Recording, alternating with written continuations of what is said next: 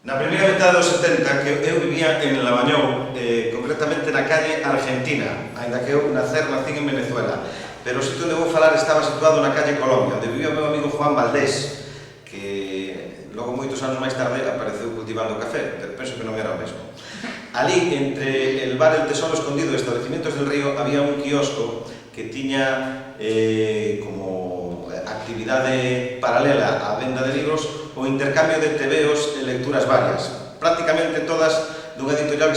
se chamaba Editorial Burguera, e ali había desde novelas de Silver Kane e outros vaqueiros que se lían dunha tirada ata historias de El Capitán Trueno, que era un tipo que podía cambiar de século nunha mesma historia, o mesmo podía estar na Reconquista, que logo máis tarde ser o Cid e atoparse no medio da historia cos reis católicos. En fin, era un tipo verdadeiramente extemporáneo, atemporal, con posibilidades de teletransportarse en un par de viñetas. As miñas primeiras lecturas estaban ali normalmente agochado no medio das silvas que había onde hoxe é Cidade Escolar. Antes, as leiras donde a familia do Patacán cultivaba sobre todo repolos, que chamándose Patacán parecía así como unha pequena contradicción,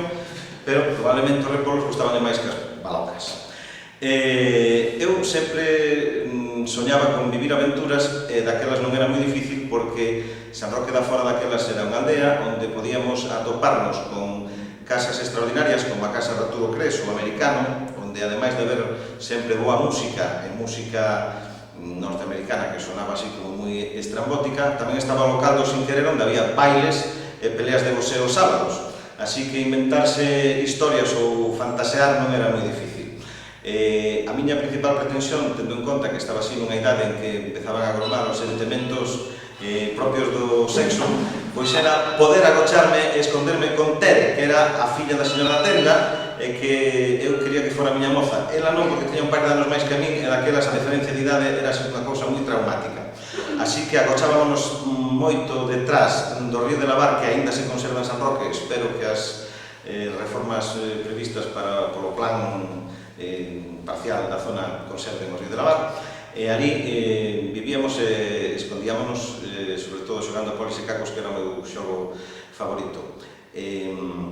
Unha vez leí unha historia dun neno que vivía ca súa tía, que o castigaban para pintar vallas e logo convencía os amigos para que pintaran con el, e que logo desaparecera 3 días unha rapaza que se bicaba para así poder casar dunha maneira, digamos, parella de feito, boda non sentenciada pola Conferencia Episcopal, pero si válida para ele e para a súa pandilla. Ese tipo resultou ser Tom Sawyer, que era, digamos así, como o meu ídolo. Ainda hoxe pretendo seguir vivindo as aventuras que vivía aquel home, cambiando o Mississippi polo regato que ia dentro do río de Lavar de San Roque da Fora